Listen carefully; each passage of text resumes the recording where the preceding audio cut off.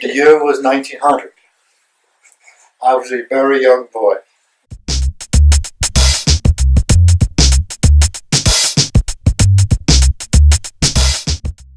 GGI had a push cart on the Lower East Side, and if there was a window that broke and needed to be fixed, that's how that was his business.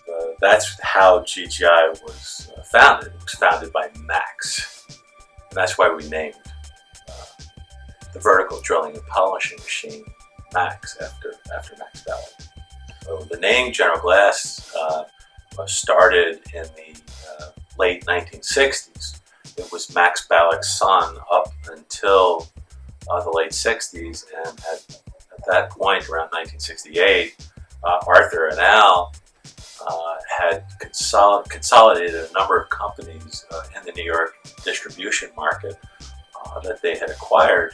There was 5 of them, and they consolidated those 5 companies and put an umbrella name over the 5 companies called General Glass Industries. And later on in 1971, they disbanded General Glass Industries and formed General Glass Imports Corporation. In 1971, General Glass became exclusively an importer of glass into the United States. And that was a big turning point in the company's history. After that, the company moved from being in the city on East 10th Street to New Rochelle.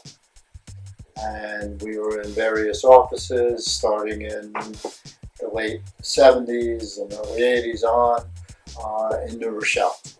And it was just an office, there was no warehouse there, and it was just like moving papers around in truckloads and selling glass.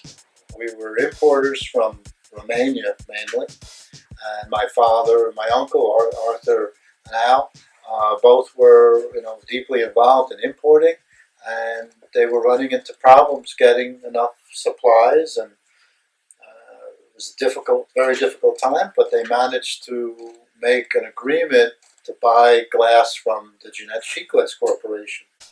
Joining up forces with the Jeanette Sheet Glass Corporation in 1980 was another big milestone. Then owning the Jeanette Sheet Glass factory in 1986 was a big one. Buying Boss Glass assets, buying the company Boss Glass in 1993, and the glass factory in 1997. These were all steps in our evolution and reflect the change that has occurred to the company over all these generations. Of course, buying the direct-to-glass Alice printing technology in 2008 was a landmark event for the company, and the projects that came after that from the Alice printing technology were instrumental in changing the way people saw us. So that's really cool. We can say, oh, this wasn't here, we weren't doing this, and now we are, or we had this idea and look what that idea became. We went from just a supplier of polished wire glass in our specialty glass business to carrying thousands of cases of dozens of different kinds of glass and making ourselves much more of a valuable supplier to the customers that we. Well, I joined the company on November 1st, 1977, and I knew before I joined the company about the challenges that Arthur and Al had faced over the years. And I think that is one of the underlying core values of the company over time and today. That if you see a problem, you don't let it overwhelm you. You go ahead and come up with a solution and convert that problem into an opportunity. Well, I think the can-do attitude is a big part of our success because this business is not easy.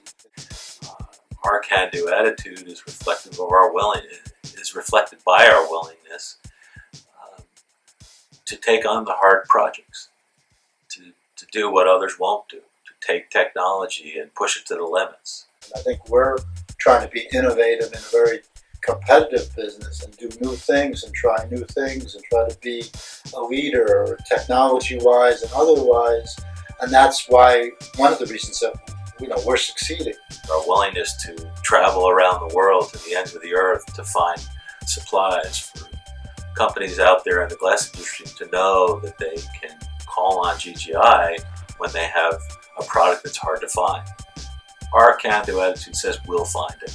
So we have new people here that came here and are making a big difference, and we have people that have been here for many, many years and know what it was like, in 1980 something, when we were really struggling and, trying to make, a step from here to get there. It's one of my great sense of accomplishment to know that we have people that care about the company, that want to perform well, that are members of the team.